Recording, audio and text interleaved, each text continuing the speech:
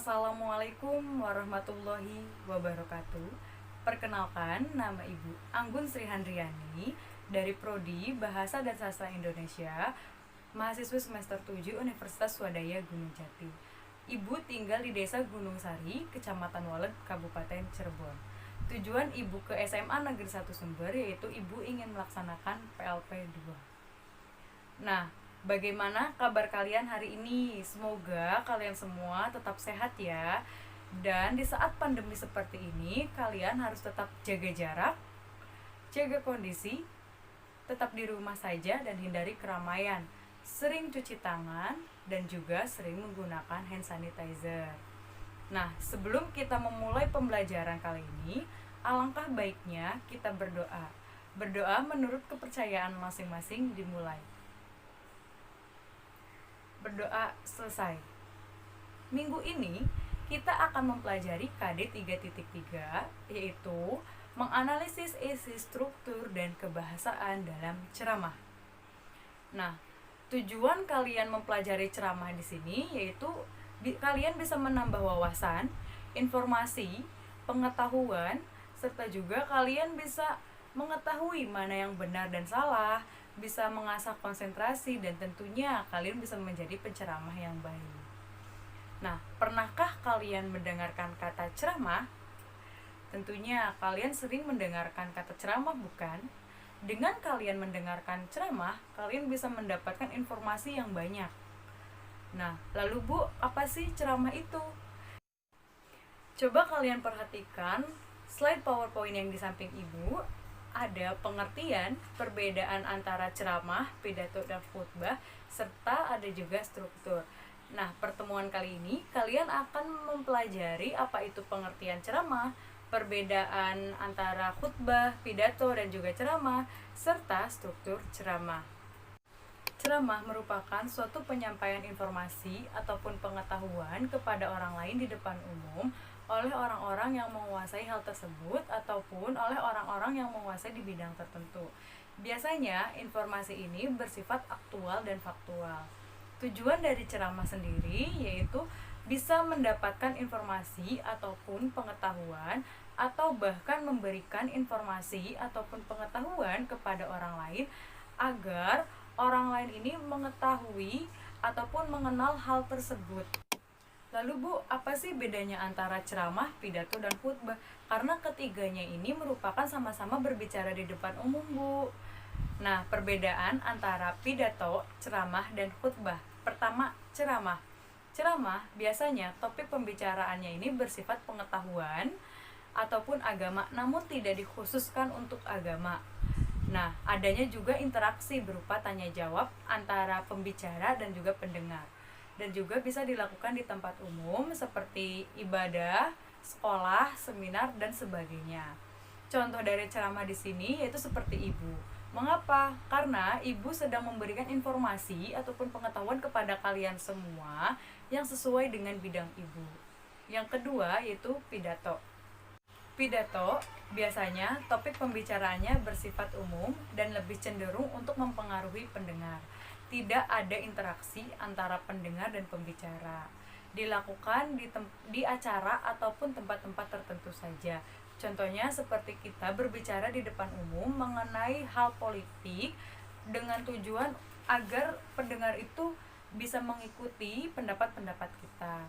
Yang ketiga yaitu khutbah. Khutbah, topik pembicaraannya bersifat agama, tidak ada interaksi antara pembicara dan pendengar, dan juga hanya untuk penganut agama, dilakukan di tempat ibadah. Contohnya yang sering kalian temui yaitu khutbah di saat sholat Jumat. Tidak hanya pengertian, perbedaan, di dalam ceramah juga terdapat struktur. Nah, struktur dalam ceramah ada 3. Yang pertama ada pendahuluan, yang kedua ada isi, dan yang ketiga ada penutup.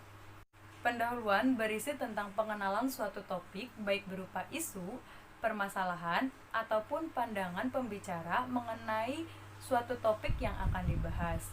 Biasanya berisi pembuka, pengantar, ungkapan rasa syukur, dan penghormatan. Isi berupa rangkaian fakta, pendapat, dan argumen yang ingin disampaikan pembicara yang berkaitan dengan pendahuluan, ataupun inti dari hal yang ingin disampaikan pembicara kepada pendengar. Penutup. Penutup berupa penegasan-penegasan kembali apa yang telah disampaikan sebelumnya ataupun kesimpulan dari ceramah. Nah, di sini ada contoh teks ceramah. Coba kalian perhatikan dengan baik-baik contoh teks ceramah yang Ibu berikan. Contoh teks ceramah di sini berjudul pentingnya berbahasa santun. Nah, coba kalian lihat pada paragraf pertama. Kalian perhatikan pada paragraf pertama di sini. Nah, paragraf pertama di sini merupakan bagian pendahuluan. Mengapa? Karena pada bagian ini yaitu mengenalkan suatu permasalahan utama ataupun tesis, yakni tentang menurunnya kesantunan berbahasa masyarakat.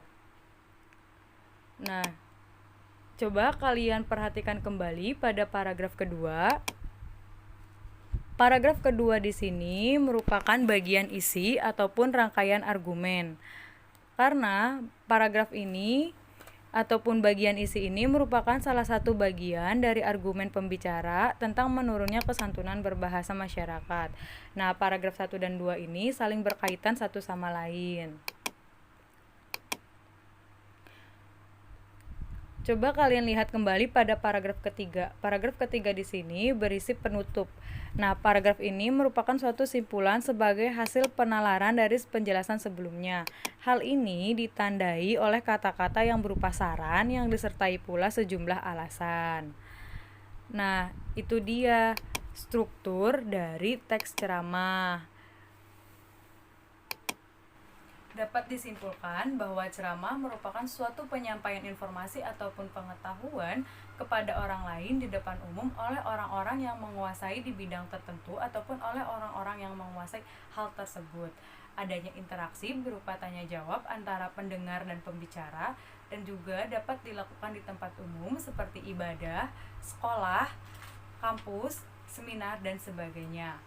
Nah, di dalam ceramah juga terdapat 3 struktur. Pertama ada pendahuluan. Pendahuluan berupa pengenalan suatu topik, biasanya berisi pengantar, pembuka, ungkapan rasa syukur dan rasa hormat.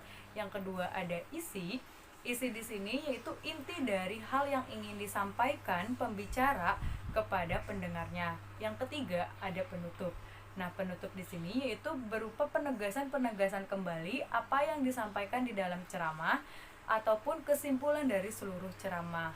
Nah, jika ada yang ingin kalian tanyakan, silahkan kalian beri komentar di video di bawah ini, ataupun pertanyaan kalian bisa kalian kirim melalui WhatsApp grup maksimal 5 pertanyaan. Nah, untuk selanjutnya Ibu akan beri latihan yaitu berupa 1 teks ceramah, kalian analisis strukturnya dan beri alasan yang tepat dan yang sesuai. Nah, setelah itu kalian kumpulkan melalui Google Drive. Hari ini dikumpulkan paling lambat ataupun telat-telatnya jam 5. Jangan sampai telat ya. Semangat mengerjakan untuk kalian semua. Ibu akhiri, jika ada salah-salah kata, wabillahi taufiq wal hidayah. Wassalamualaikum warahmatullahi wabarakatuh.